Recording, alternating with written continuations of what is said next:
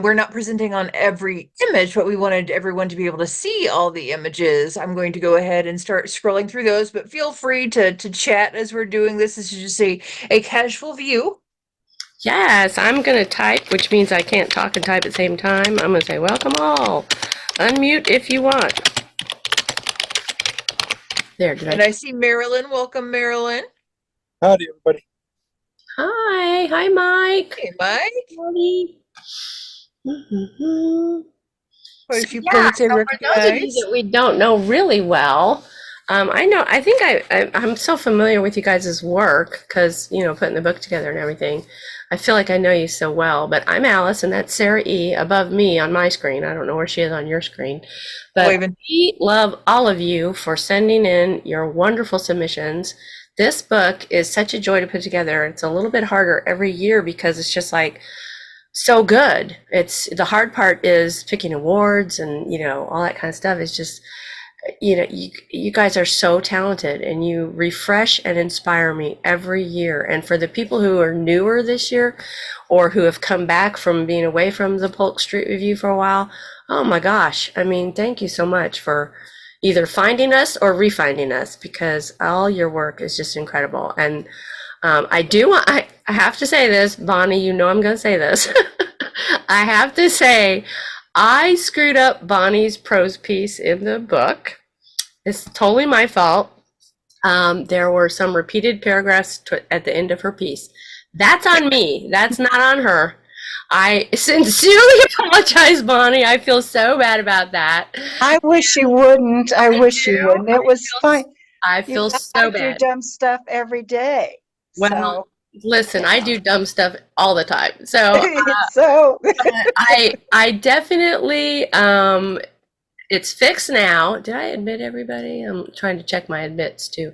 Okay, and it's fixed now. I don't think the new version is on Amazon yet. When I checked it this morning, it was still the first version.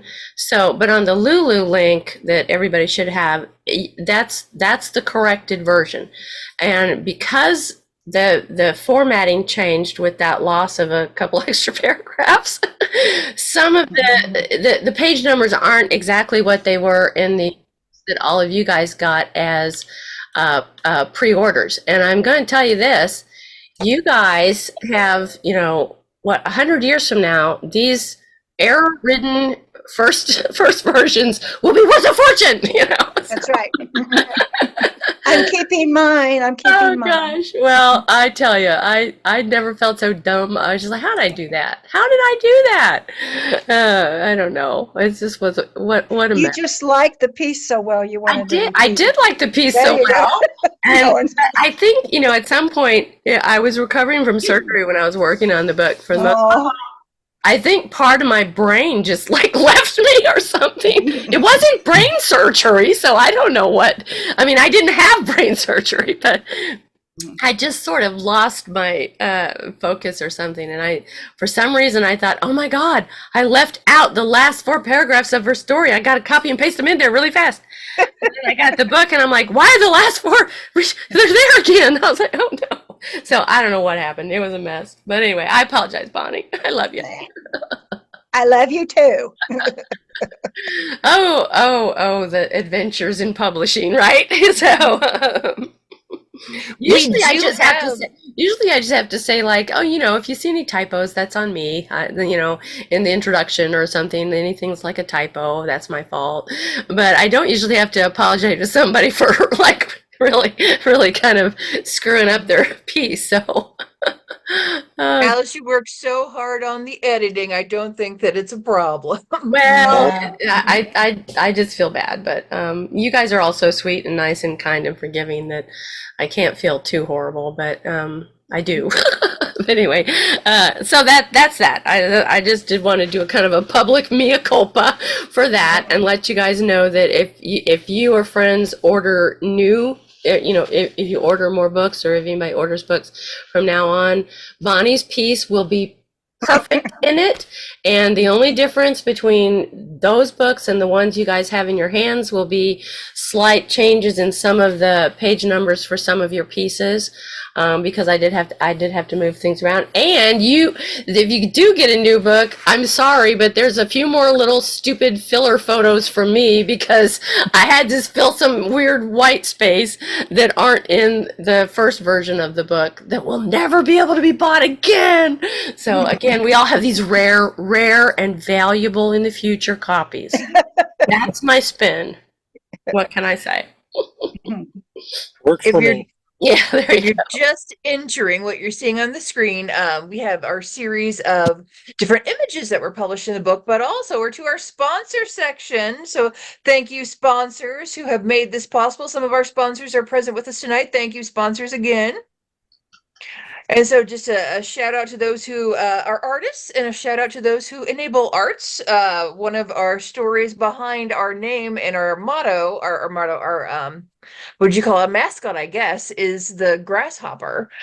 We have, as in the story of the grasshopper and the ant, those who create the art and those who support the art. And a few here are both. So thank you. We appreciate you.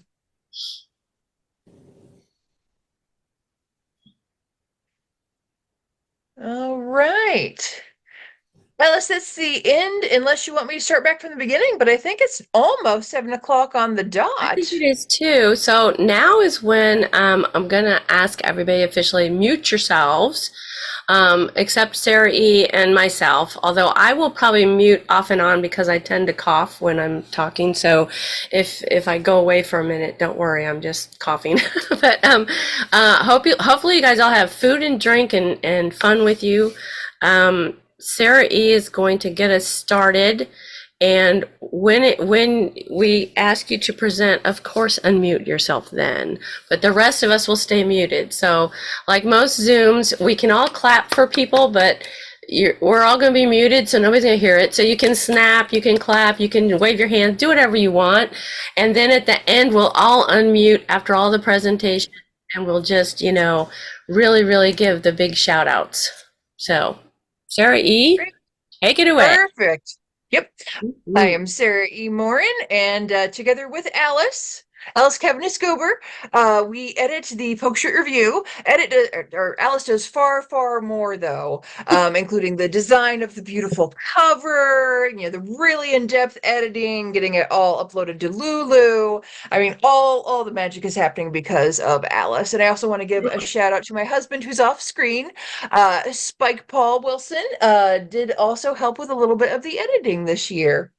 So how we Thank you. started, I know we have multiple year entrants, submitters, but if we had some first timers too. And so a little bit of the history.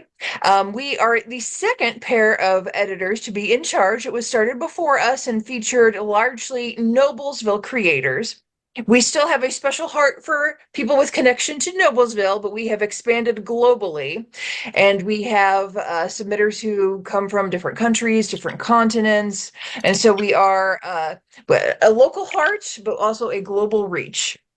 And so our organization, our nonprofit, Community Education Arts, puts this anthology, the Polk Street Review, out once a year. We're named after one of the old streets in Noblesville, 8th Street, which used to be called Polk Street. And we have been in charge of it since 2017. We love having a different theme each year, although no one is absolutely required to follow the theme, but that's been fun to see the different interpretations of the theme. And one of our other core values, the community part in community education arts, shall we say, is we love when we do a launch, the feeling of being together as artists and supporting each other. Yes, we have awards, but it's really about us coming together and supporting each other. As you all know, as creators, it can be a very lonely profession to be a writer, to be an artist sometime, and it's you there in your room by yourself. And so having that time to come together, see what each other's creating, applaud, feel inspired, it's really the creative caffeine happening there. So we thank you, those of you who are here to support, those of you who have contributed. Anything else you want to add to our introduction of what we're about, Alice? Oh gosh, there's so much I would love to say, but no, I think you covered it. I just want to say thank you to you and Spike for your preliminary help with so much. I could not, well, I would not want to do this without you guys. I just couldn't. So thank you for hanging in there with me. And thank all of you who came tonight. This is just like the highlight of my year. Well, my 2 years. Great. Are ready for the awards? Yes, I'm ready. Is everybody else ready? Okay, let me get this slideshow going. On to the awards, and this is the golden buzzer for all of you. In the category of artwork, we like to divide it into different different genres. We're going to go from third to second to first place. And again, this is always a hard decision. There are many, I mean, all of them are deserving of recognition. But we did make the tough decision of honoring these excellent pieces. In third place, The Different Sides of Nature #2 by Sarana M. And if I mispronounce anyone's name, I'm very sorry. You're welcome to unmute yourself and say, this is how I pronounce it. In second place, Sunflower 5 by M. Malin.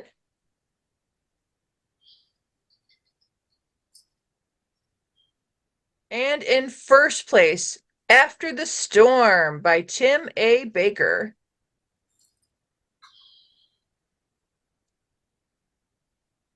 In the category of prose, you want to take this one, Alice? Sure. Are you going to do the images? I sure will. Okay. Third place prose is Bonnie Cox, Cyril, The Great Egg Explosion of 1959, without extra paragraphs. Second place, Minivan by George W. Wolfe.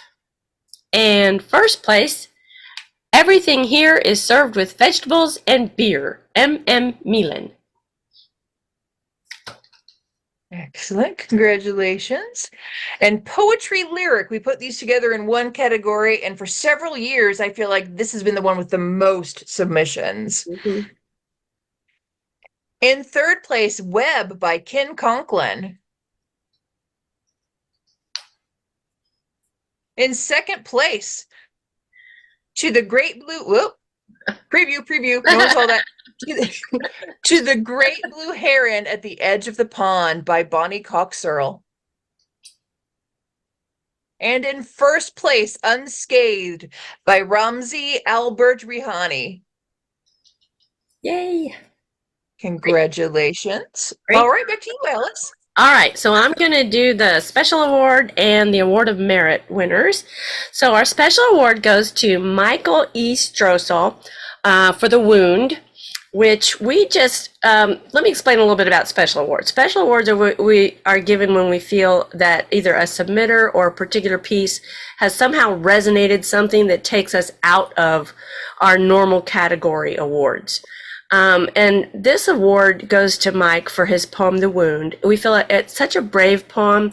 We felt it deeply, and we commend him for bringing awareness in this way to a particularly difficult kind of vulnerability, and for including some reflection on challenges of the healing journey. Special awards always go to someone who is something that is going to, you come back to it over and over. And this is one of those poems that I think we're going to come back to over and over. So Mike, congratulations on that one. That was a wonderful, wonderful piece. Okay, and then the award of merit this year goes to Shannon Daniels for Awakening to Awareness. This story was just so great. We love this story. It's such a unique interpretation on our theme this year, our theme of awareness, and it viscerally took us to places we didn't expect. It's a great kind of horror story almost, presenting, first this sense of normalcy, then you slowly realize what's happening is not really normal at all. And the twist at the end, no spoilers for people who haven't read it yet, but awareness of what's really happening changed everything at the end of the story. So we just loved this, Shannon. We just thought it was fabulous. So award of merit, that's our best in book, if you will. Congratulations. That was just a treat. So everything was wonderful this year. It was really hard to pick awards. Everybody unmute and give yourselves a round of applause, because fantastic job. Fantastic job. If you like the short story The Lottery, you will enjoy Shannon's Awakening to Awareness. It's that kind of vibe. Yeah, yeah, you're right about that. Oh man. Oh, Tim, would you be willing to just Tim, are you here? Where's Tim? I'm looking. Tim, are you an iPhone? Does your phone say iPhone? Oh, there you are. You're a fireplace. Okay. I'm a fireplace. Okay. A fireplace. Would you say something about your photograph that won the first place in our photo images category? The reason we chose this for first place is because it was just such a beautiful, like, pure unedited photo, and this beautiful photo. So but I just wanted to hear if you had just a little brief thing you wanted to say about it, because it's just such a perfect shot.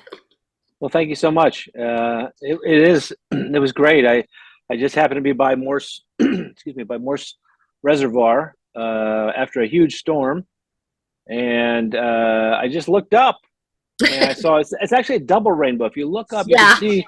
Some people don't notice it. It's actually a double rainbow. I don't know if that came across in the printed version, because the print process doesn't do justice to a lot of the images, but you can see it, if you look at the actual image that you sent. It is very faint, but the second rainbow is definitely there. I looked up and I saw that, and I ran back inside and grabbed my camera, or actually, technically, it's my phone, right? It wasn't. That's my camera, and just took a couple pictures, and then afterwards, I looked back at them and I thought, wow, that that's what I thought too. Captured how I felt, just felt that. And then when I saw, I've submitted to the Polk Street Review before. When I saw the call for art and lyric, whatever, I thought I want to put this out there and let people see this. And so I'm so glad that people enjoyed it, and I think it's powerful. So thank you. Thank you. I love it. And I have to say that, our theme of awareness, I knew that we would get probably a lot of submissions that were kind of, I don't want to say sad, but, that could pull on your heartstrings and take you to, because awareness is sometimes, a great, yay, happiness, and sometimes not so much.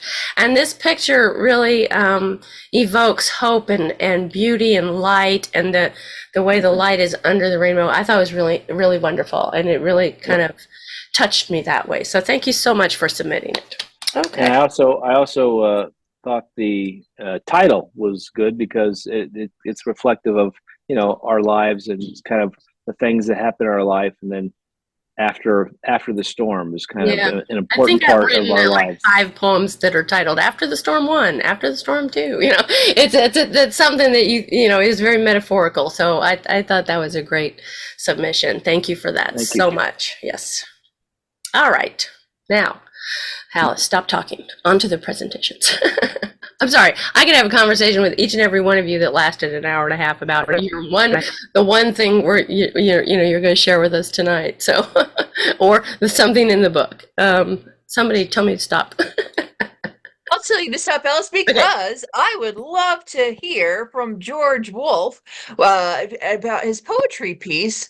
Is a Verses Reverses number 16, T at 3. Hi, can you hear me? Yes. Can you all hear me? Yes. Hey, I'm so glad to be at the meeting here. I can barely hear you, though. Can you talk? Can you say something? Testing, 1, 2, 3, testing. Alice is great, and so are you, George. Can you hear me? I can hear you, but I got to get my phone plugged in here. Hang on. We're not going anywhere. It's okay. Okay, you can hear me there, right? Yep. Yes. You can hear me well? Yes. Okay. You want me to read my poem? Please do. All right. This is the Verses Reverses. And I explained to everybody the second verse, the second stanza is the first stanza read in reverse order. Okay. And this one, well, I hope I'm afraid I'd be criticized because they might think I was making fun of elderly ladies. but actually, my daughter drew when she was really young. She drew a picture of an old lady drinking tea, and that's what inspired me to write this. Okay, you ready? Meaningless flattery with covered lace, words tempered in quietly steeping tea, faces powdered with feelings wear socially accepted smiles while crumbling crumpets. 3 at tea with gossip sipping, bridge playing ladies. Dainty pinkies curled around clinking sentences, wandering through strolling afternoons. They're oblivious to all. All right, the second stanza. All too oblivious, their afternoons strolling through wandering sentences, clinking around curled pinkies. Dainty ladies playing bridge, sipping gossip with tea at 3, crumpets crumbling while smiles accepted socially wear feelings with powdered faces. Tea steeping quietly in tempered words, lace covered with flattery, meaningless. Excellent. Thank you, George. All right. Now, it occurred to me, though, it takes 4 people. After I wrote this, a couple of years later, I realized it takes 4 people to play bridge. So I had 3 at tea. So I got to think You have about to write a maybe new poem. Yeah. I Thank love you, your George. verses, reverses, and we have 2 of those in the book from you this year, and I love them both. So thank you for sharing that Thanks. one with us. Sarah E. Donovan's not able to be with us tonight. Do you want to read his Untitled, or do you want me to? You go right ahead. And then it may help to know that after this piece, next will be Kathy Jo Carter, When Dreams Don't Fade. So that way you can be That's a ready. good idea. Yeah, we should tell people. Sorry, people. We should tell you that. Okay, so Donovan Barrier sent in several pieces, and this is one of the poems that he sent in. It's titled Untitled. Hope was once to me a taut and sturdy rope, and I saw in myself a rugged mountaineer. With hope wrapped around my waist and secured to the mountain by an iron nail of purpose, I could climb and not be irked by avalanches or jagged rock formations. I didn't go alone, as I had a team right there with me, eager and optimistic, ready for the challenge. Together we worked as one, climbing with and encouraging each other. The weather and climate favored us. The gods perfected the conditions, for we were the chosen ones. Now the hope that once held me secure is nothing more than a fraying thread, 1/2 centimeter in diameter and getting close to snapping in half. The nail it was once secured to has now rusted and bent, threatening little by little to drop me to my death. Now I'm desperately hanging on to the stone face as the rock cuts my skin and falls upon my head in chunks. Bad weather and fog have clouded the path before me. I can't see where I'm supposed to climb to. My team went on ahead without informing me, and I can hear their clamor and some of their words. I know they are talking down at me. The echo muffles them. So I pray their words are encouraging. My aching muscles seize and are close to giving way. I don't think I can hold on much longer. As I look around, I realize the adventure and the dream I wanted are lost, and the gods that once championed me have since abandoned me. And I look at the hope still wrapped around my waist, pathetic and on its last dying thread, and think, it might not be so bad if I let go right now. I tried and failed to reach the peak, but there is some comfort. At least I tried. End of poem. Okay. Great, thank you. Yeah, I'm gonna. Next, go ahead. Go ahead, No, I was Alice. gonna say, I just need to mute myself. I can't even talk. Next up is Kathy Jo Carter with When Dreams Don't Fade, and Kathy will be followed by M.M. Meatlon with excerpt from Clear Lake. So take it away, Kathy. Thank you, and hello, everybody. Happy almost spring evening. This is When Dreams Don't Fade. Most dreams fade away as the coffee brews, but I have one that embraces and lingers. My tornado invades my sleep yet again. I see it coming over the roof of an old factory. I am running in slow motion to a shelter on a porch, resident unknown, facing the beast, racing, heart slowing. I watch the ballet it performs for me. Sensual undulations, I rise to join the dance. This dream has touched my sleep several times, always the same location, always the same macabre dance, as though it wants me to join. Why? What brings it to my sleep state? I now recognize that it is turmoil.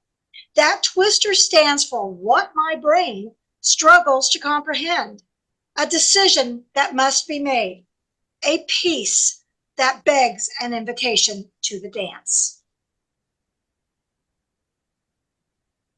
Well done, Kathy. Thank you. Gail, I know you're here somewhere. Mike, are you here? Gail, are you gonna show the video? Mike's video for. Well, Mike is here. He's Oh, is he? waiting. Okay. I don't have my full list showing because I have it on speaker view for the recording. So if you want to do your share screen, Gail is the mother of M.M. Balin, and the next presentation is, I don't know if I'm supposed to call him Mike or M.M. Michael. I don't know. Michael's pre-recorded song, because what he sent us was an excerpt from the song, like an excerpt from the lyric. And so it's excerpt from Clear Lake, and Gail's going to play it for us, or Mike is. I'm not sure which one of you is going to do it. I'm going to play it for you. Great. Here we go. I've been wanting to hear this. I got to tell you, I've been waiting to hear this. So Can you hear it? you might have to share sound. Hold on.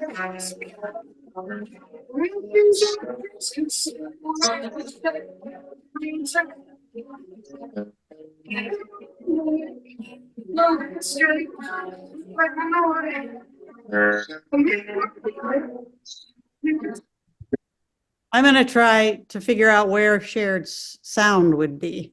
If you go up to the options at the top of the screen, kind of hit the top, you'll see some drop downs.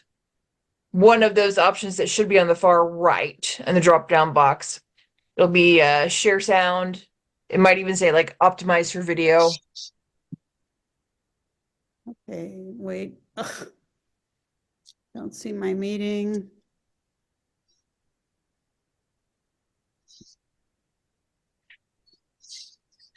It'll be the very, very top of your page. So if you go up to the top of the screen.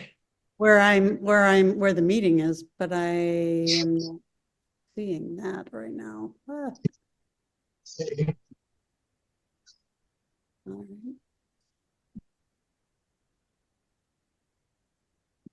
right.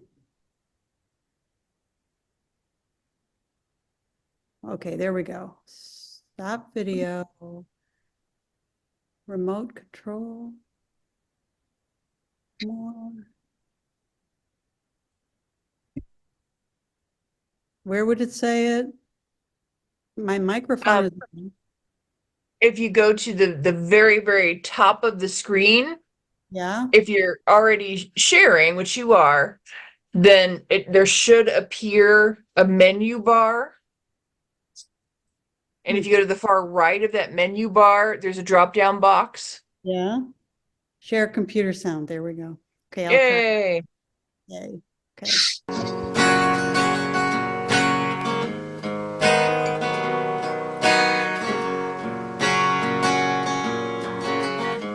And if these walls could talk, they tell a story from my family so candidly.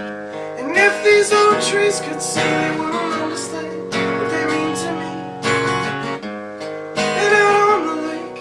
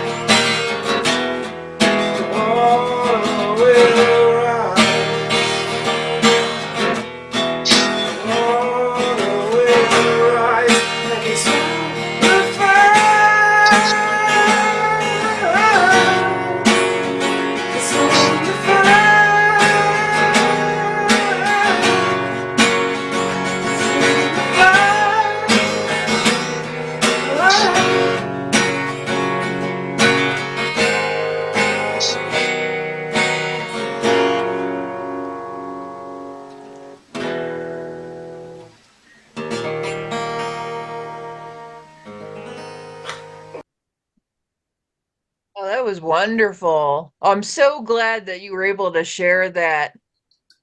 It was a powerful song.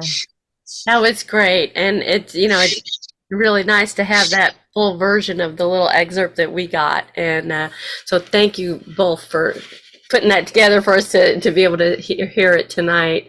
I loved it. And just, I love your lyrics. I thought that was just wonderful. So thank you for sending in lyrics. I just love it when we get lyrics. Gail, keep yourself unmuted because you're next up with your excerpt from your companion piece to that song was titled Home, and it's a prose piece, and I appreciate you doing an excerpt. And then I will just say next up, so you can be prepared, Bonnie, is your Ponderings poem next up. Okay, but Gail's going first, don't worry. Okay, this is an excerpt from Home, which is a story about us moving out of a long-time home that we had in Illinois. A week later, Doug and I returned to the vacant house. It was quiet and dusty. There'd been no time for a move-out clean. It was an empty shell without furniture and the children's happy laughter. The rooms echoed when we spoke to each other as we glumly looked at everything left to deal with. Items we had left when we moved to Indiana, thinking we would return, take care of things, but we never did. We spent our time visiting and the clean out never happened. Boxes. There were boxes everywhere. Doug had closed his physical therapy practice in 2012. Boxes from years of tax returns and patient records lined the walls of the small office in the basement up to the ceiling. I looked around with dread. How were we going to go through all that? And the workroom was full of tools and the attic of whatever. It all seemed like a burden. It was. We took things slowly, one space at a time, and began to clean and sort. Boxes were opened and a steady stream of flowed out. We found our children's artwork, pictures we had lovingly hung on walls of our previous homes that had never found a space here. There were boxes we hadn't unpacked since our move here in 1995. We found trophies and photos, baseball shoes and bats, tents, dishes, Halloween costumes, books and more books, T-shirts and collectibles. All the thoughts and emotions of reliving long ago memories hit me hard. I couldn't believe how emotional I felt. Tears were just below the surface every moment. Every time I walked up the stairs to the second floor, I remembered moments on those stairs. At the very top of the staircase, the last step would make a creaking sound, and a creak reminded me of when the kids would come home late at night trying to sneak into the house without me noticing the time. I always opened my eyes and looked at the clock when I heard that squeak. I remembered Michelle's wedding day as she descended the stairs in her beautiful wedding gown, ready to greet the photographer on her special day. A wonderful memory. I also recalled young Mike setting up his Hot Wheels tracks on the stairs and shooting cars down them so they would crash into a box strategically placed at the bottom. I sadly recalled the time Mike fell down the stairs one night and was carried off on a stretcher. All the memories were flowing, both good and bad. The white ceramic floors held memories for me too. In the first I was obsessed with keeping the floor spotless. One afternoon, Matt had friends over to have a rock concert in the backyard, and I insisted the kids take off their shoes to come in to use the bathroom. I didn't want any grass on my clean kitchen floor. Matt was so upset with me. I remember him telling me frustratedly, "It's just a floor, Mom." That same floor became sacred ground when our youngest granddaughter was born unexpectedly there, just as her grandmother and namesake had been born in 1926. In the kitchen, when the kitchen was the warmest place to be. As I cleaned the floor for the last time and polished it to a beautiful shine, I released my need to have it perfect, and I said a prayer of gratitude for my granddaughter's life and whispered one for the new owners to be able to hire a cleaning service to take care of that beautiful floor. Oh, that's great. I love that. Thank you so much for reading that. That squeak! I hear that squeak. I love it. It had a lot of pathos in it and a lot of fun. So that's a great piece. I hope it whetted everybody's appetite to read the whole thing. So, Bonnie, you're up next with ponderings, and then Marilyn, you will be after that with a turn of events in perspective. I want to make sure people can hear me. Yes. Yes. Okay.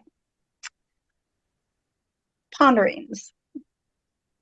Ghosts sleep in ponds and rise up in early morning to haunt geese. When fish think they are alone, they dance on the surface of the pond. Herons make no noise when they catch fish dancing. Ponds are as moody as the sea. An unloved pond chokes on algae and raises mosquitoes. A loved pond feeds its guests and invites them back. Old man frogs snore when they are awake. When living on a pond, ducks and geese practice a separate but equal philosophy. Autumn leaves fall to the pond's surface to dance with fish.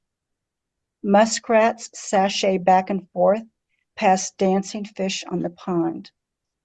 When a pond freezes, the fish stop dancing and fall asleep, and herons eat elsewhere. A pond does not know it is a pond.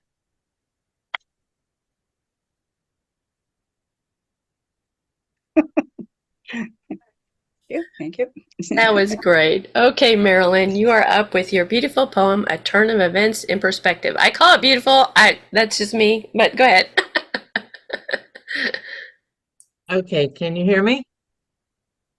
Okay. A turn of events in perspective. What if I asked you? What if I killed you? I asked. What if you did? She answered, not knowing whether I would or not. I didn't know either. Do I want to be that person, a person who kills? Would someone else's dying enrich me? How can that be? That I have the power to choose another's destiny. She was waiting patiently. Her schedule was free. She was fat and sassy at the moment. We sat together for a bit. I didn't want to be a killer, a word I refused to associate with myself. She was pleased with that choice. I walked away. She headed outside. Without noticing, my son killed a spider on the way to the car. The conversation is taking place between a human and a spider. Even if the life in question is tiny, it matters. I'm aware that when I kill anything, I am responsible for ending that life. End of poem. Great job. Yes. Thank you, Marilyn. And when I first read that one, you really had me going thinking that was dark until the end. Great. All right. Next up, we have Vestiges, Elizabeth Baker, and we'll be followed by our own Alice Kavanaugh-Gober with Best Friends. All right, I'm going to read my poetry. And just to preface, I'm not a poet at all. And well, I guess I am because I wrote this, but I wrote it after my first class of medical school, which was anatomy lab, which kind of you need Gosh. that context. Can I just tell you that this poem just stayed with me like nobody's business. It really got to me. So you are a poet, and please keep writing. Go. Thank you. Okay. Yesterday, I met my first patient. There is nothing I can do for her. She already died, perhaps months ago. She donated her body to science. Maybe the next generation of doctors can learn to save her. She lies, facing me, on a cold metal dissecting table. She's nothing like the drawings I studied. Her knee is bent, her neck is twisted. Vestiges of life scatter her lifeless body. I am 4 years away from earning the title of doctor, but she is my first patient. 6 students surround her, armed with scalpels, eager to get started. One mistakenly discards a rubber glove into the container meant for her remains. The others laugh, perhaps only nervously. The glove is removed. It's all going to be cremated eventually, so it doesn't really matter, right? More feels wrong about this than right. Tears stream silently down my face as the first cut is made by the most assertive of the group. The 5 men press forward as I, the only woman in the group, step back. Well, me and the woman being sliced from the nape of her neck to the small of her back, from the external occipital protuberance to the skin overlying her 4th lumbar vertebrae. Momentarily, I can focus only on the anatomical terms. She has given me so much, but there's nothing I can do to help my first patient. Thank you, Elizabeth. That is so powerful. Yeah, that got me. I had tears in my eyes the first time I read it. So you are a poet. Okay. Oh, I guess I'm up next with my. You are. All right. I insisted, folks, that Alice explain this, and if I'm able to, I will also share This it is on Sarah E's fault. screen. I'm only presenting this because she asked me to. While she's looking for it, I'll give you a little backstory. I'll try to be brief. My grandson is almost 5 years old, and last year we were playing with our little wooden trains, and I love Johnny Cash. My little grandson, of course, also loves Johnny Cash now because I play it all the time. I play Johnny Cash songs for him all the time, and he just, for whatever reason, his favorite Johnny Cash song is Orange Blossom Special. So he asked me to paint a painting of Orange Blossom Special train, and I was like, okay. And then he's also at that time had just discovered dinosaurs when he was about 4. He just discovered dinosaurs, and he was just fascinated by Carnotaurus.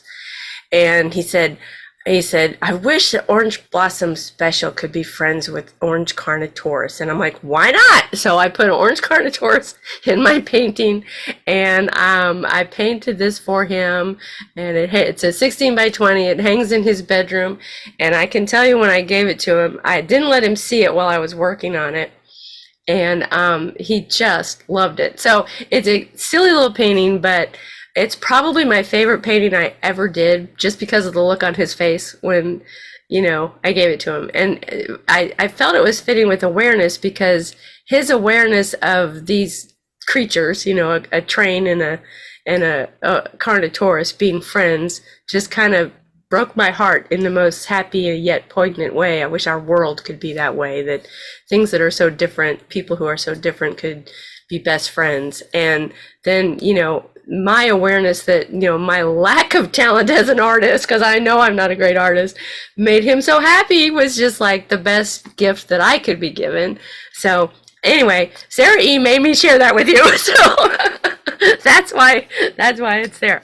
But luckily for you, I get to present the next the next thing. So our next presentation, I have to share my screen, and it's going to be a YouTube video of, where's my YouTube video? Where did it go? Oh dear. Oh, here we go. Hold on a minute, guys. Bear with me. I gotta fix this really quick. On the wrong page. Okay. All right. Back to my screen sharing phenomenon. See, I have to do this just as difficultly as you guys do. Okay. I should mention, while you're getting that ready, Alice, Yeah. that after Learning to Heal, we will have Everything Here is Served with Vegetables and Beer by M.M. Milan. So that way you're in the batter's box. Now I gotta find my share the, oh lordy, I gotta find the share the sound thing too.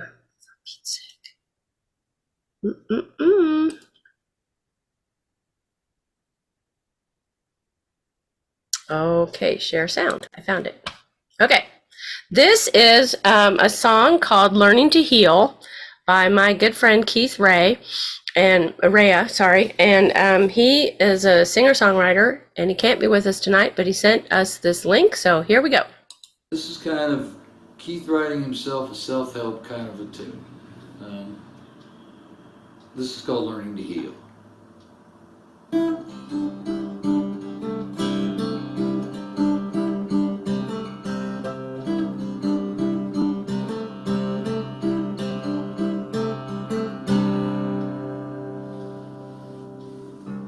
Can't tell left from right. Oh, it ain't a pretty sight when the nut comes loose from behind the wheel. Watching my life become a metaphor for every disappointment I've endured. Now I'm learning to heal.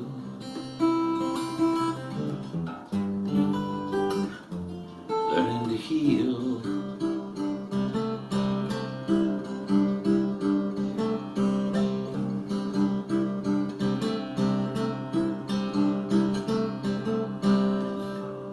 I'm sure some of you can relate. Attempts to self-medicate, using anything I could beg, borrow, or steal. The foolishness will never remove the grief, give my soul much relief. So learning to heal,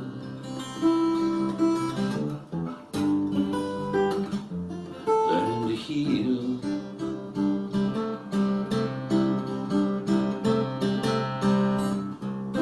Simple act of reverie, simple quiet homecoming, giving myself permission to be whole. Somehow I can suddenly become a friend when your world's turned upside down. Foolish twist on let's make a deal. The past ain't gonna change, no matter how much I complain. So learning to heal,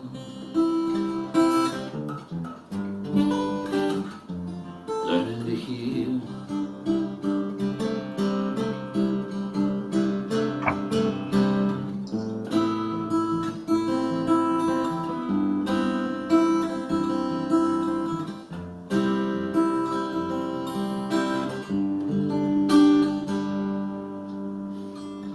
So for now I must press on. Anything less, just be wrong. Take the time, figure out how I feel. Maybe find a chance to take a breath and a new definition for success. I'm learning to heal,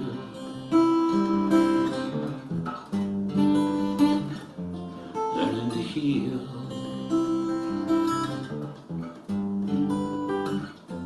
I'm learning to heal,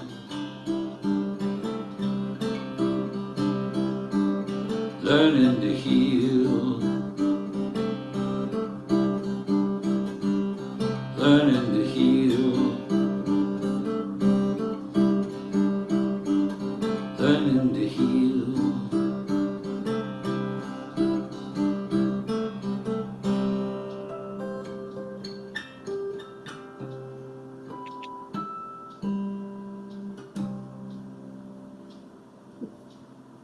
Hope y'all have a great day. Y'all gonna open bottle one. Take care, maybe we'll see you again tomorrow.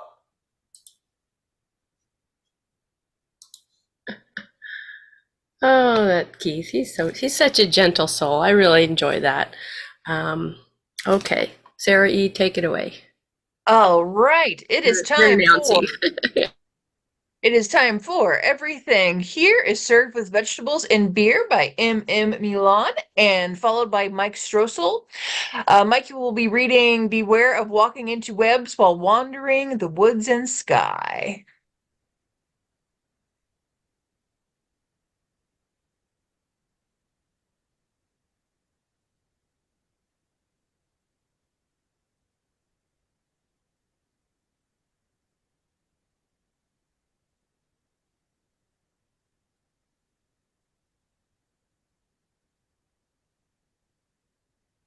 Is there a share screen going on?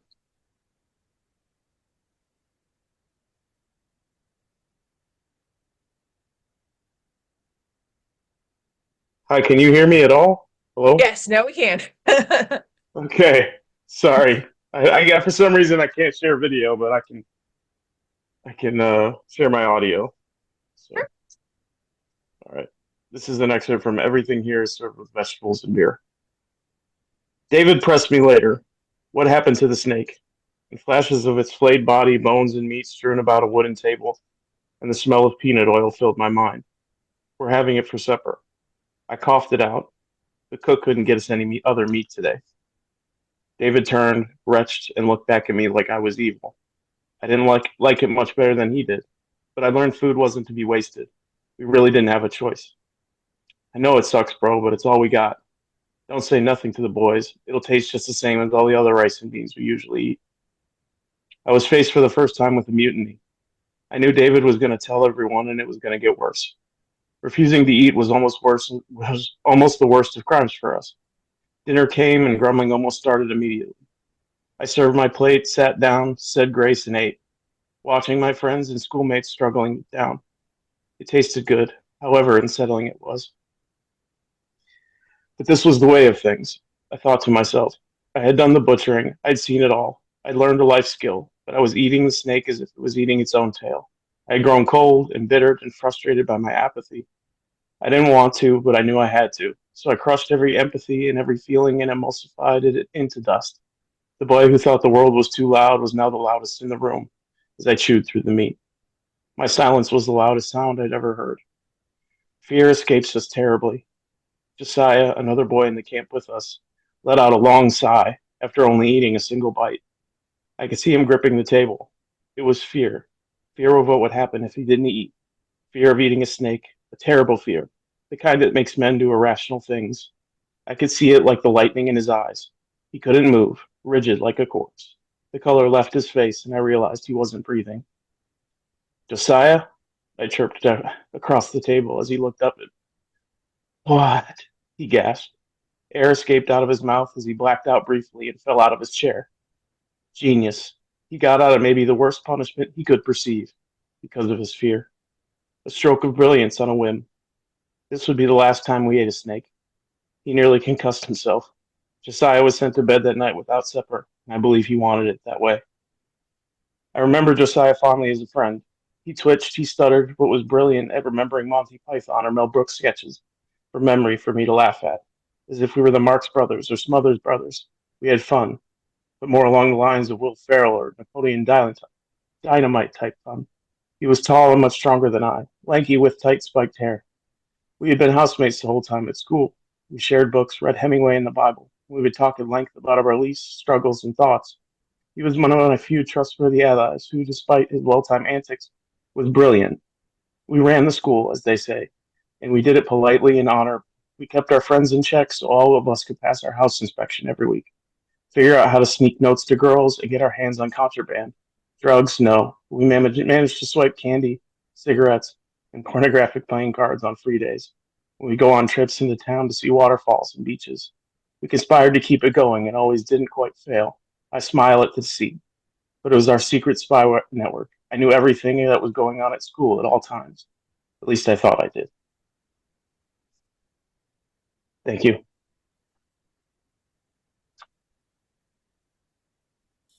That was so great. That's just a snippet. Like I said, these are excerpts, the prose pieces. We got excerpts for you guys. And I appreciate you so much for reading that. That was wonderful. And the whole story is great. So everybody, I can't wait for everybody to read it. But okay.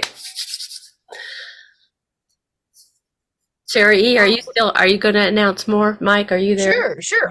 I'll do Other this Mike, yeah. announcement, Yeah. and then you can take the person after this. Okay. So Mike Stroessel will be reading "Beware of Walking into Webs While Wandering the Woods and Sky."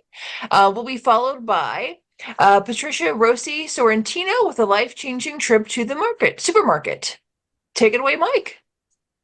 I'm going to do a low-tech screen share.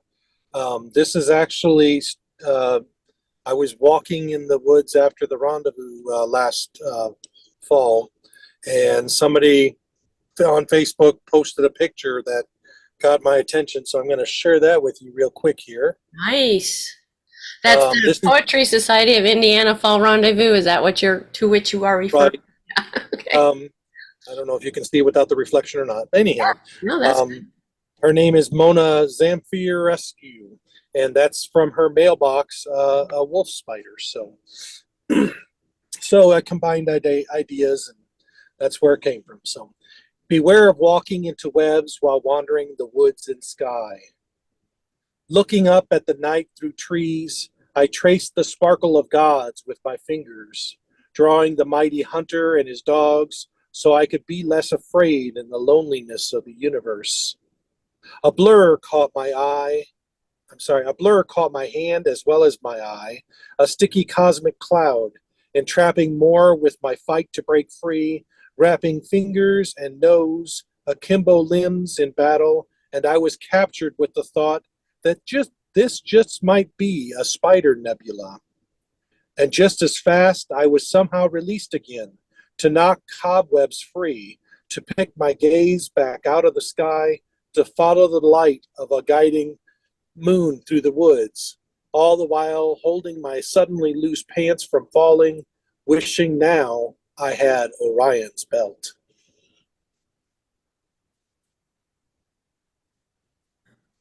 I love that. Thank you so much. That's so great. That, to me, that's like I don't know if you intended it this way, but it kind of felt like a prose poem almost. It really kind of, flowed in that way for me, and I really enjoyed it. So thank you for sharing that one with us. Okay, Sarah E. Patty is not here with us. I don't think. Patty, are you here? No. I didn't see Patty join, so shall I read or okay, she gives me a thumbs up. This is an excerpt from Patty's piece, A Life-Changing Trip to the Supermarket. I stood impatiently in line. When I finally reached the register, I tossed my groceries on the conveyor belt, feverishly searching my wallet for a credit card, handed it to the cashier, and began to quickly gather all the items. As I pushed my shopping cart, toppling with haphazardly packed bags through the exit doors, I grabbed any magazine from the market's wrought iron rack. A bright yellow sign that read "Free" on a rack that had been a permanent fixture at the market for years. Stacked with a variety of newspapers, magazines, as well as advertisements for local upcoming events, the rack provided a myriad of information. As an avid reader of any genre, what interested me about a trip to the market wasn't the free samples, price/sales, or the chance to use my clipped coupons, but rather it was the opportunity to peruse through the plethora of diverse literature shelved on the rack, and inevitably select a free copy of whatever printed materials seemed to captivate me the most. But not tonight. My heart pounded, my head ached. Tonight, I took the very first magazine in reach as I headed out of the store. I just wanted to get back home. It was already late on a Sunday afternoon, and I had spent the weekend completely immobilized by an insurmountable amount of fear and anxiety. My only motivation, the refrigerator was empty, the cupboards almost bare. Moreover, I was certain devouring a gallon of ice cream, an assortment of chips, and an array of gluttonous desserts would ease my anguish, and for me, these items were readily available at the market located in aisles 3, 5, and 6. Truth be told, gulping heaping spoons of ice cream, eating an overabundance of salty and sugary snacks, along with popping a vast collection of sleeping pills and prescription medications, were my means of handling the recurring waves of angst, despair, and frequent bouts of turbulence in my life. And here I was once more, tossed out to sea as another storm fiercely rolled in. Staying afloat presented a tremendous and exhausting challenge. I felt myself drowning in yet another worrisome situation. Just as I reached the parking lot, one of my grocery bags began to slide out of the cart, and its contents tumbled onto the pavement. I shook my head. I felt initial raindrops. A heavy downpour ensued. The sky had quickly turned a charcoal gray, and the temperature had noticeably dropped. I zipped up my jacket, fastened my hood, then squatted to pick up a huge bag of potato chips, a plastic barrel filled with pretzels, and a frozen chocolate-layered pie. I noticed the can of whipped cream I had just bought had rolled under a nearby parked car, wedged at the car's right rear wheel. As I walked over to retrieve it, a tear rolled down my cheek. I quivered, picked up the can, and slowly walked over to my car. When I arrived home, I began to unpack my bags, and as usual, I began to methodically assemble piles of my newly purchased comfort foods on the counter. The chatter in my head grew loud, too loud. My thoughts ricocheted between my temples, and beads of sweat accumulated on my forehead. I envisioned the worst possible scenarios. I uncontrollably fretted. What should I do? Then what? Where do I go? An internal litany of relentless questions clanged in my head. I decided to make a cup of tea, lit the stove, and frantically searched the table looking for my unopened family-sized bag of cookies. Tucked beneath the cookie bag was the magazine I had grabbed on the way out of the market. I flipped through it and noticed a colored photograph, a woman sitting on a mountaintop below a cloudless, cornflower blue sky. My brow furrowed. The woman in the picture, well, she resembled me. Her dark hair pulled back in a ponytail, a wisp of bangs covering her forehead, her knees tucked beneath her chin. Initially, I stared at the photo, but then my focus shifted to the 2 words typed in bold capital letters directly beneath the woman's picture. It read, "Be still." End of excerpt. All right. Since I'm already unmuted, I will say next up is Chuck Kellum. Is going to read 4 short poems as they came as a set for Senryu Re-Awareness. And then after that will be Dorothy Laurent reading a poem called Il Volpe the Fox. Okay. And these Senryu were written at various times. They were not written as a set together. Playing in my mind, I notice forgotten tunes. Playing in my mind. He was colorblind, and she could not understand, not prizing rainbows. In youth, pondering all of the still possible, now the not yet done. Collectively, we find ourselves in others' words, gazing together. I love those. I meant you sent them all in one. I didn't mean you wrote them all at the same I mean, time. I just want, Yeah, no, I that's just good wanted to to know. clarify for in general. Sometimes people write, things all at once, and sometimes things just get put together because they belong that way later. So thank you, Chuck. Those are wonderful. Chuck sent us so many wonderful things this year. It was really hard to pick which one we wanted him to present, and I thought, 4 in 1. So thank you, Chuck. Dorothy, are you ready for your what I call your wonderful prose poetry? It may just be poetry, maybe prose poetry. I don't know. You call it whatever you want. Il Volpe, and I don't know if I'm saying that right. Il Volpe, the fox. Yeah, you're saying it right. All right, bless your heart. It's so good to see your face. I warned Alice earlier that when I talk, thanks to long COVID, I sound like a dyspeptic duck. Oh, that's right. Well, we will bear with it. I used to think long COVID was an urban legend, but it's not. And it landed me right back in the ER a week ago today. But the thing is, long COVID is, someone asked me what it was like, and I said, it's like someone gives you a pregnant cat. It is the gift that keeps on giving and giving and giving. But I'm going to feel better. All right. Well, we don't care what you sound like. You sound great to me. So I'm really excited that you're here, and I'm happy to see you and hear this wonderful piece read by you. So take it away, Dorothy. At dawn of a day painted in watercolors, the sky stretching and yawning, not yet awake, the sun still abed, sand in its eyes, not quite ready to raise its head. I walked our land, looking to harvest windfall apples, and there you stood, perfectly still on the esker at the far reaches of our woods. Sharp, triangular face, a blaze of tawny coat, impossibly spindling legs, a magnificent tail arcing over your body like a proud banner that you, innocent of false modesty, seem to announce, yes, I am indeed a most handsome fox. Hardly daring to breathe, I sank into the grass, not staring too long into your shiny shoe-button eyes, lest you feel challenged.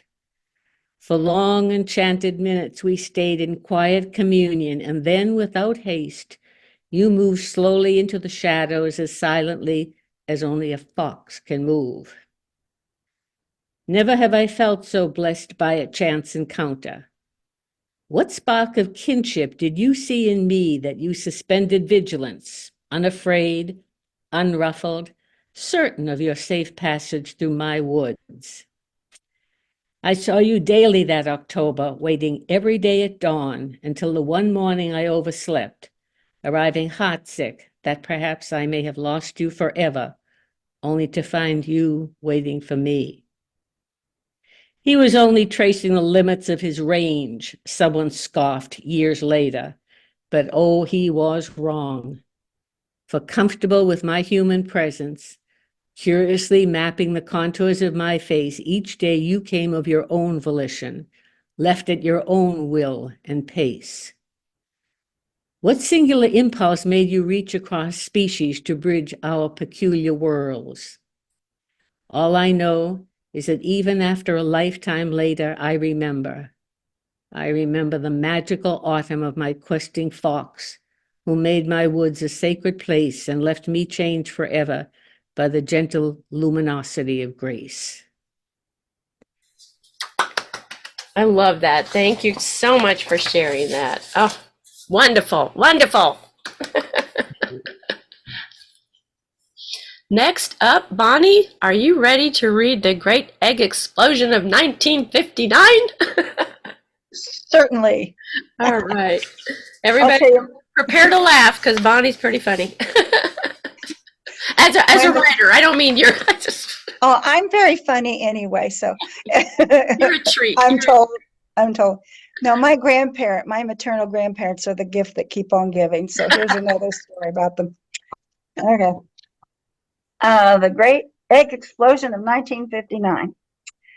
The undercurrents in my grandparents' relationship were strong and deep, too deep for a child to comprehend, let alone navigate. Take the time Grandma decided not to pack a lunch for Grandpa's night shift at the paper mill. Grandpa came into the galley kitchen in their brand new Grandma designed ranch home, expecting to see his metal lunchbox filled with boiled eggs, hot bean soup, and homemade bread.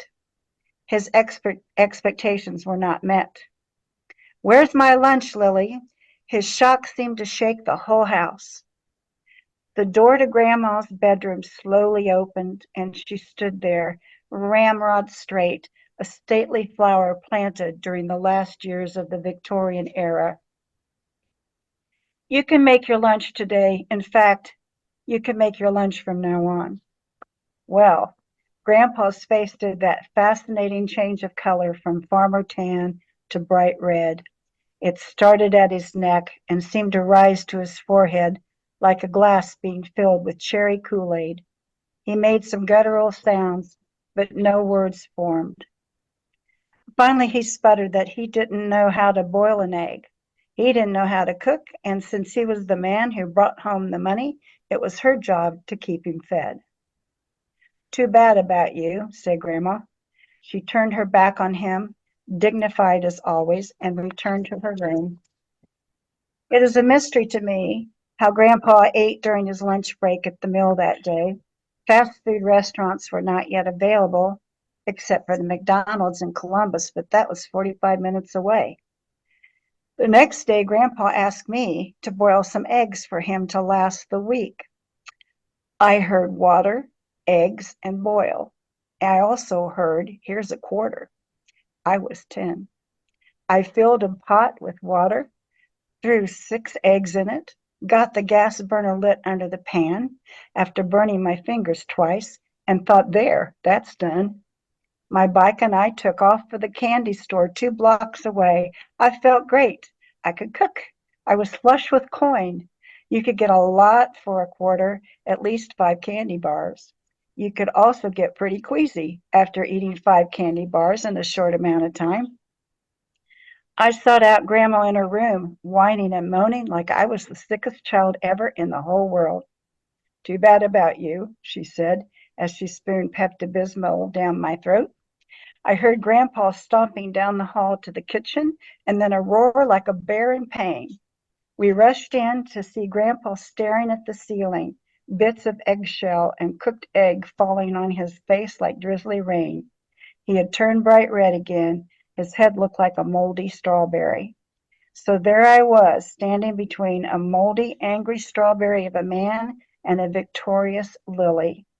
I thought I'd be in trouble, but no one said a word to me. Grandma quietly packed him a lunch, a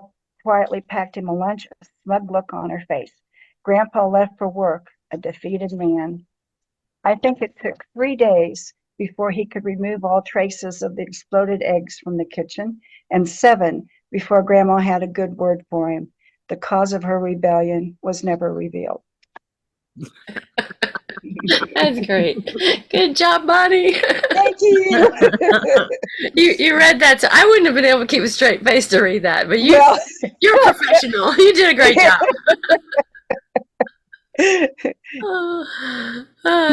Sarah E., do you want to announce our last presenter? Why, yes, I do. We want to bring this home strong with our best in book, Awakening to Awareness, Shannon Daniels. Thank you. Can you hear me? Yes. Okay. I wake up not because my alarm is ringing. It is not. It is not because of noise or movement from my partner either, because I am alone. Then I notice the pulsing lights making their way beneath my window coverings. Leaving the lights off, I fling the covers off me. I slide my feet to the side of my bed and plant them on the plush carpet. As I make my way to my bedroom window, I realize I need to vacuum because I can feel bits of debris sticking to my bare feet. It seems like I just did that yesterday. I peer out a small opening in my window covering to see if I can locate the source of the pulsing lights. I do not want anyone to see me and think of me as a busybody, although by the looks of things below, my neighbors are too busy being nosy themselves to bother looking up at my dark house. The ambulance, fire trucks, and multiple police vehicles, one house to my right, keep their attention there. The neighbors crowd around police tape that wraps around the house next door from one side yard to the other side yard. I squint my eyes and study the tableau unfolding below. The faces of the equally intrigued people reflect a combination of emotions. Mrs. White, the neighborhood grandmother, is crying. She has her late husband's hanky in hand, dabbing repeatedly at her moist eyes and occasionally blowing her large nose. Mrs. Pruitt has a look of shock widening her eyes and causing her mouth to hang open like a gaping fish. Sadistic Dan's face speaks of his fascination with whatever story is unfolding. It looks like he may even be rubbing his hands together as if he has won the lottery. Nervous Nadine is chewing her nails, her beady eyes darting to each person to briefly size them up before moving to the next and starting over again. Too good to be true, Bonnie weaves her way through the throng to comfort Mrs. White. She tries to hand her some tissues, but the grandmother waves them away with her hanky. Bonnie nods her head in understanding. The know-it-all Barney seems to be in fervent conversation with Willie. My brow drips. I brush my hand across my forehead to keep the droplets from reaching my eyes. Must be another hot flash, although it doesn't feel especially hot in here. Another symptom to discuss at my next doctor's appointment. Movement on the periphery catches my eye. A gurney is being wheeled from the house towards the awaiting ambulance. Police officers try to corral the onlookers to clear the gurney's destination. They are not moving very fast, and I do not see any medical equipment. Not a good sign for Dave. He always was a pain in the ass. I step back from the window and reach up again to wipe more moisture from my forehead. I did not realize how stiff my arm muscles are until now. I head toward the bathroom, closing the door before turning on the lights. I look up into the mirror above the sink and find the moisture on my brow is not sweat, but blood. I have a nasty gouge above my eye. There are scratch marks across my cheek, caked in dried blood. I look at my hands and arms and see bruises and other defensive wounds all over both. It is this moment I realize Dave was murdered.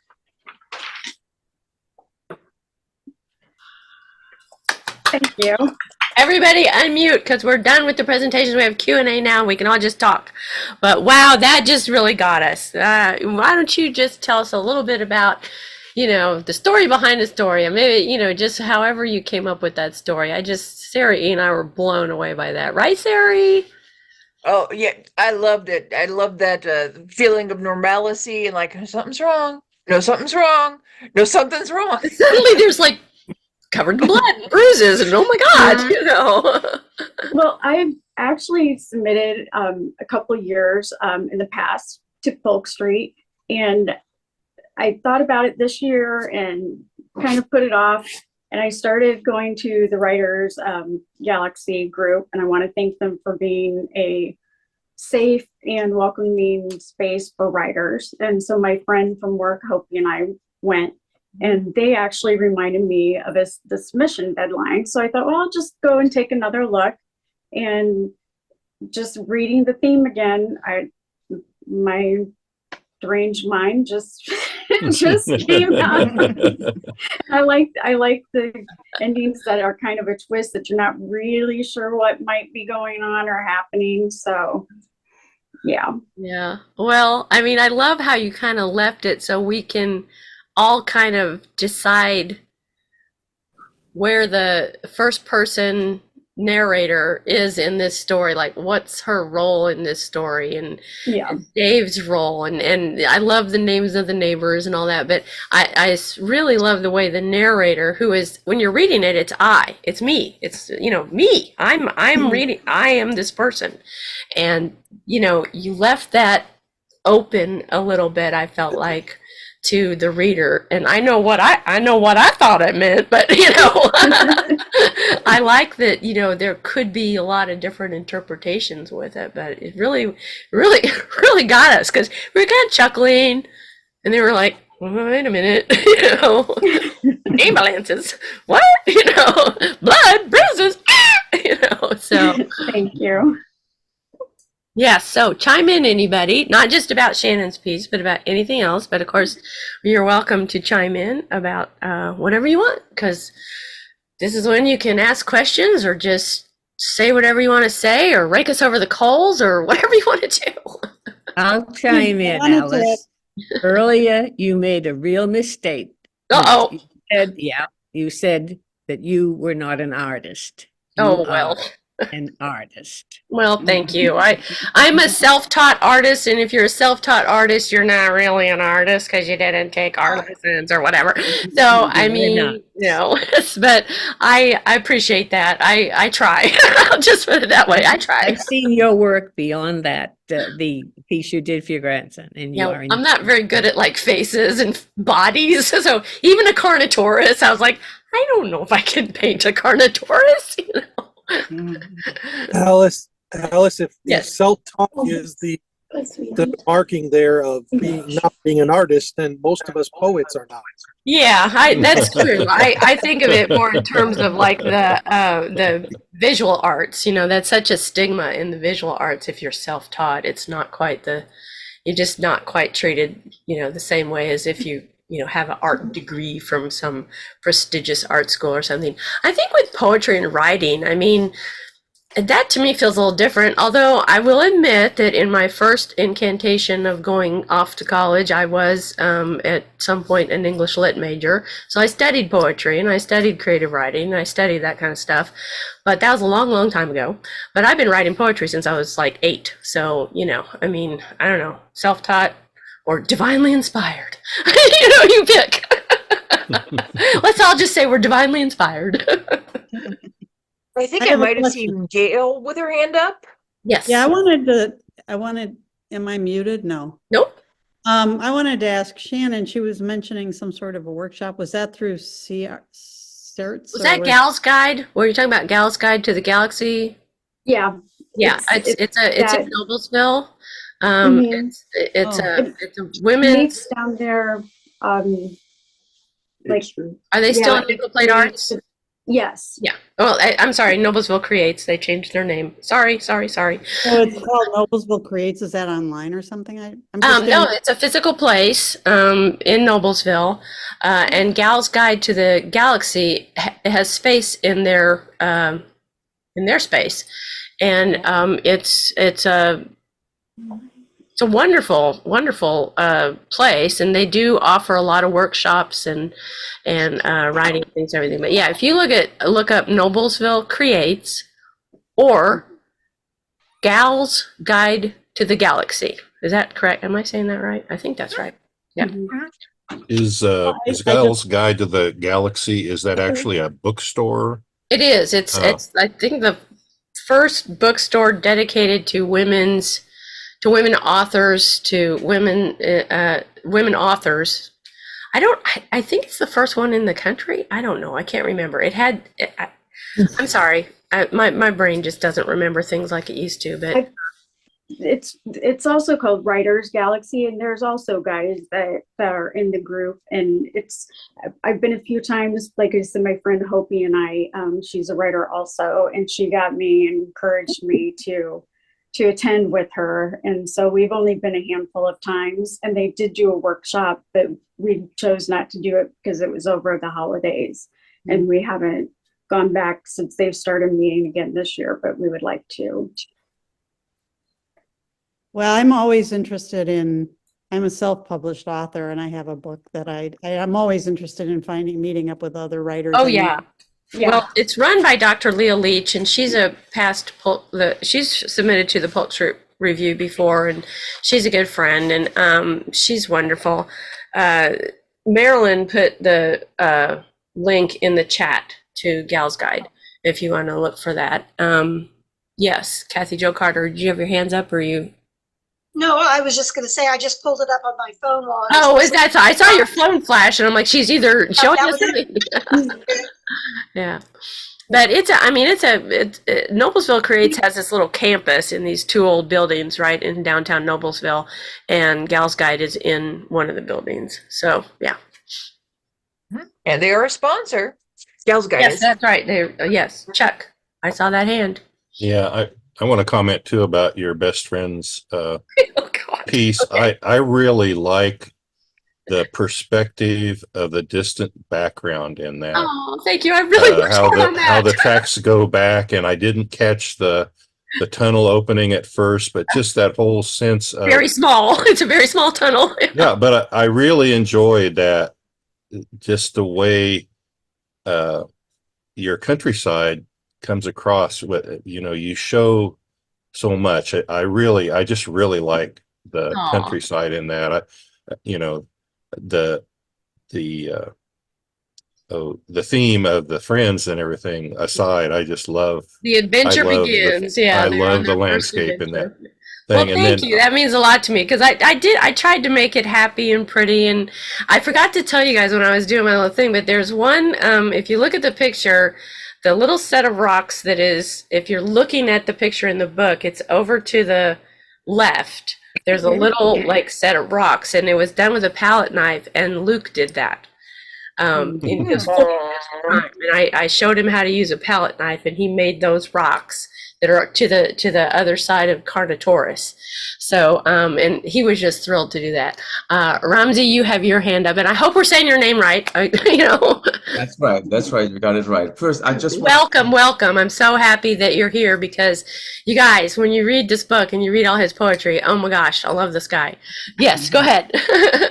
I just want to thank Alice and Sarah for putting together this wonderful book. I read so many poems in it, so beautiful. I feel privileged to be featured among these poets, these great poets. So just a word of thanks for you guys. You did a great job. Thank you. Oh, well, thank you so much for submitting. All of you guys are so incredible, really. I mean, I could go one by one and tell you, but I can tell you as a group, it's amazing how talented you all are. And like I said at the beginning, every year, I look forward to this, and we get all the submissions and we go through them, and it's so incredible to be able to kind of gather these things together and then, put them out there with your permissions, and with joy in our hearts to do it. And it's sometimes, the poems are heartbreaking, the stories are sad, sometimes they're happy, they're funny, we have the gamut, don't we? We go everywhere with these.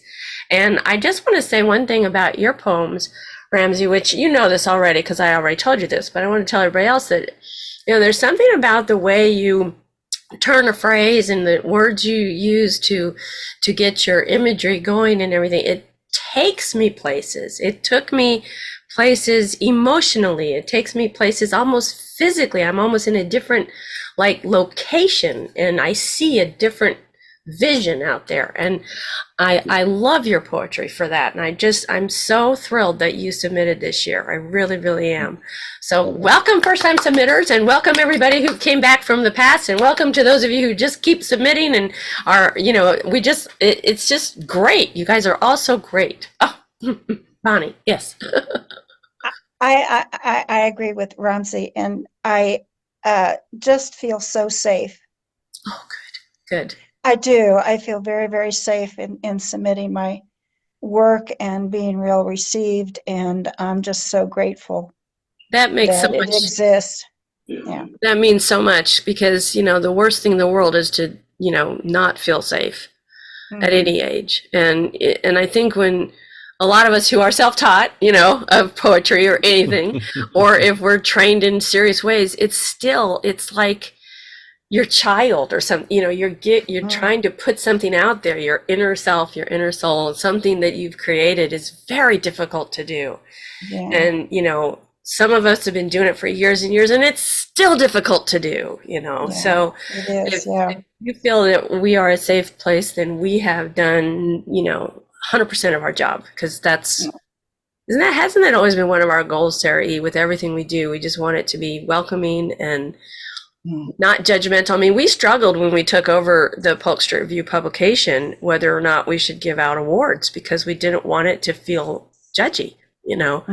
But we were also trying to take over a publication that had been pretty beloved for about 4 years when it was being published by 2 other guys. And so we wanted to do something to kind of make it oomph and different. And then we kind of like saddled ourselves with having to choose awards every year since then. It's almost like, oh God, why did we do that? Because honestly, I know you're supposed to make fun of like organizations who do participation awards, but it wouldn't be like that. Every single thing in the book is deserving of a real solid award. So it's just amazing, you guys. You guys are amazing. I gotta stop saying that. Yes, Dorothy. I want you, before you start, Dorothy, I want to just encourage anyone who has an idea for next year's theme, go ahead and drop that in the chat. Or send an email. Yeah. Or send an email, that's great. But now on to you, Dorothy, with your comment. Is Elizabeth Baker still with us, or has she gone off the? I think she's still here. I'm not sure. I'm still here. Yeah. Oh, okay. That was a wonderful poem that you read, and it resonated with me because my daughter is a doctor, and something that I thought you'd be interested in. The first cadaver she saw, just like you experienced it for the first time. And she said the thing that broke her heart was this is a woman who, she wasn't young, but she wasn't that old either. But when Diane, my daughter, looked down and she had on her feet hand knitted little pink slippers. Oh. And that made the woman so real to her. She wasn't just a piece of meat on that. Yeah. Kind of broke her up, much like, and I really like your poem, Elizabeth, a lot. Yeah, I loved it too. And I felt like it was such an unusual topic. You don't see a lot, and then I thought of all the doctors and all the nurses and all the people who study medicine who go through that. And here we have a poem written by someone who went through that. And I'm like, that's just amazing. It's Great incredible. poem. Yeah. Great poem. I should also point out that Elizabeth. I'd like to say I liked it too. Tim's I really daughter. liked it. Yeah, I bet you did, Tim. It's my daughter. When I was going through the submissions, I had no idea you guys were related. It never occurred to me. I just didn't even think, oh, same last name, they must be related. No, didn't even occur to me. I don't know how I missed that. And then Elizabeth was like, oh, my dad's going to pick up my book. I'm like, your dad? Tim? Oh, so we have a father and a daughter. We got, it's like, it's just great. It's so much fun to put the book together and try to figure out how everything's going, and who's who and where's everybody coming from and different perspectives. But yeah, that one was striking because it was such an unusual theme and it was so well written. It really took you right there, Elizabeth. That was really well done. Absolutely. I have to give a little special shout out to Sarah E.'s parents, Ed and Brenda, who have been with us for tonight. They've always been such a great support for the Polk Street Review and for everything we do together, Sarah E. and I, with community education arts. And I can't see your faces, but I love you guys so much, and you know that. So I love you. I love you. I'll give a shout out to them too. They attended like every concert I had in college, so much so that they were credited in the program. I love that. I love it.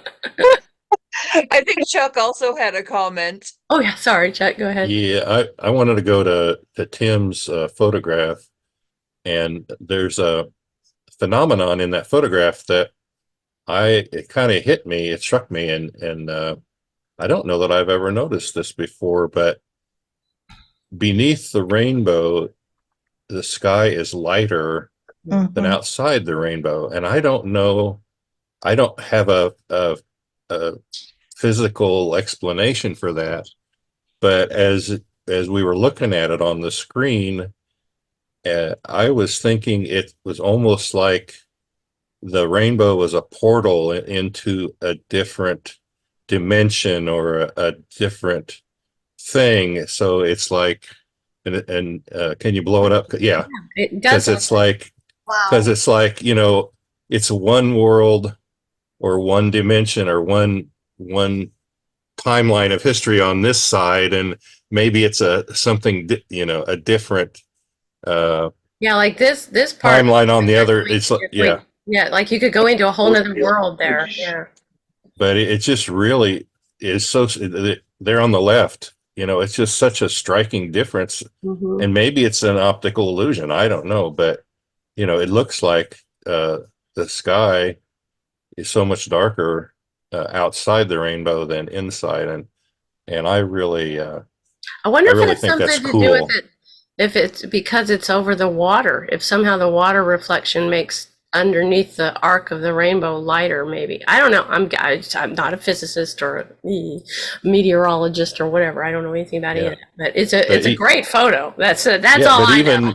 like you say, even in the reflection, if you lighter, come this yeah. way from the Mhm. where the rainbow hits the horizon, the water is darker Mhm. next to the border than closer to the middle. So Yeah, that's I why I just think really that thought that's something real cool. And Yeah. I even in the book I questioned whether there was a Photoshop effect, whether you had manipulated this so that it would be lighter in the middle than on the outside. So I was really interested in your explanation.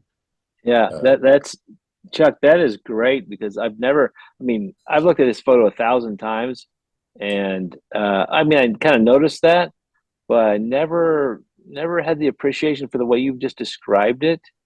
How different it is. It kind of made me look at it again. And of course, you're completely right. I mean, there's no photoshopping. Of course, that was just the photo. But yeah, I can't explain that demarcation, which is you've highlighted that for me, and it's like kind of taking a fresh look at it. So yeah, thank you so much. Yeah, I'm probably going to try to research that a little bit Gail now. had an interesting comment about. Gail seems to know a little bit about rainbows, so she had an interesting comment in the chat about that. So you guys can check out Right. her comment. Right, that's And Elizabeth's comment is pretty funny. yeah. I understand the physics of actual rainbow, but I hadn't ever Yeah. thought about or seen any or Yeah. known of any discussion or explanation or even noting of a phenomenon of Yeah, I this don't know. thing. It just must have been a magic moment. We got the joy and the luck of it. I guess it takes a poet like Chuck to give that explanation on the rainbow, which is very true. Right. Right. That's the thing about a book like this. I read your stuff, I see the images, the songs and things, and I don't know if you guys know this about me, but when I get inspired by other people's work, I end up writing something or painting something.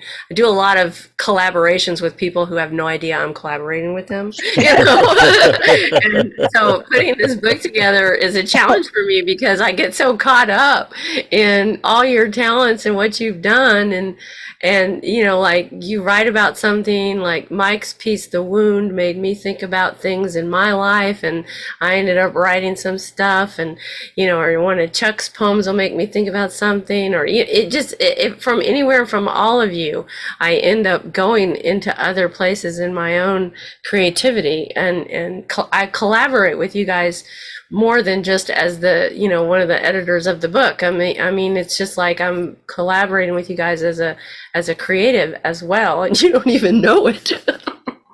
How rude of me. But I appreciate it. I appreciate it from all of you, So who knows what all of us will come up with from, from being inspired by each other. Alice, we said we'd leave about 20 minutes for group chat. Do you think we should go ahead and wrap up? Yeah, I forgot to look at my. Oh, it's 8:30, guys. Could I ask one more question? Yes. Gail, how old was Michael? How long ago was the recording of Michael doing the song? Because he obviously is not the same age now. The recording was done in 2010. Wow. Okay. So it's 14 years. That was really neat. I'm that glad you shared that. I'm also really glad that Keith's got shared, because the instrumental in that of his performances was just really nice. And you wouldn't get that at all in just reading the book. Right. So I'm really grateful for in both pieces, getting to hear the instrumental part of it, because Mike did a good job on his guitar in that piece too. Yeah, I'll tell him that. He was trying to practice it to record it, but I happened to find that video, so I said, let's just Pre-record, and like Bonnie said, hopefully this is a safe place, and that you guys are willing to share things like that with us means the world. So, I was going to say something, I don't remember what it was. We were wrapping up right on time almost, but yeah, email any ideas for a theme next year. Not promising we'll pick your idea, but we're going to keep rocking and rolling with this little publication. I did want to give a shout out to everybody who couldn't come to the book launch that's in the book. There are some names you guys will be familiar with from other organizations or from past editions. There'll also be a lot of names you're not familiar with that are new this year, young people, and just enjoy the book. And I hope, and feel free to contact us with any feedback. That's the word I was looking for, feedback. Sarah E., what else do we need to say? Anything else? Just want to thank you for the inspiration I've received, and thank you for those who have sponsored and supported, and thank you especially to Alice, who really led the charge on putting this all together. Well, it truly is a joy to do. I just hope I do you guys justice with your work, and thank you to everybody who said keep formatting.